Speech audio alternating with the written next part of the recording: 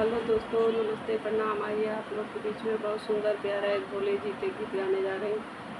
कहीं कहीं भोला हमारे गौरा गुम होई गवारे, यही कहीं भोला हमारे गौरा गुम होई गवारे, यही कहीं भंगिया हमारे गौरा गुम होई गवारे, यही कहीं भंगिया हमारे गौरा गुम होई गवारे।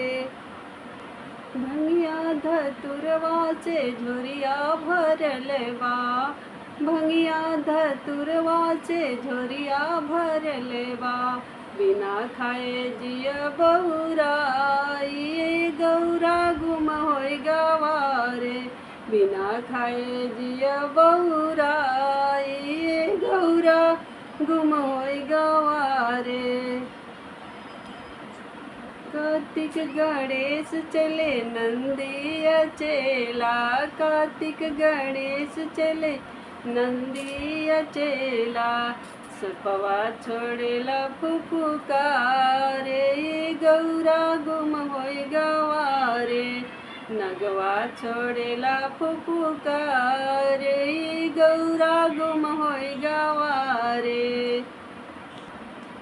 शिव जी के पर्वत पर हो रही चोरी, शिव जी के झोरी खोजे मैया गोरी, शिव जी के पर्वत पर हो रही चोरी, शिव जी के झोरी खोजे मैया गोरी, खोज आई पर्वत पहाड़े गौरा गुम होई गवारे, खोज आई पर्वत पहाड़ ये गौरा गुम होई गवारे।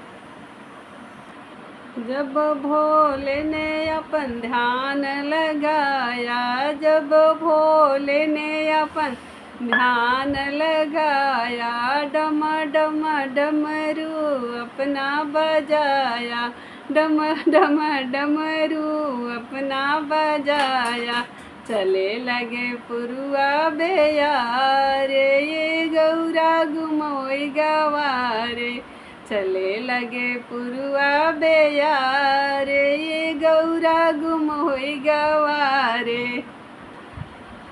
उड़ी के झोला पहुँचा कैलाश धमावा, उड़ी के झोला पहुँचा कैलाश धमावा, खाए धतुरा भांग खुशी भय मनवा, खाए धतुरा भांग खुशी भय मनवा, खुशी भय भोला हमारे गौरा गुम होई गवारे, खुशी भय भोला हमारे गौरा गुम होई गवारे, खुशी भय भोला हमारे गौरा गुम होई गवारे।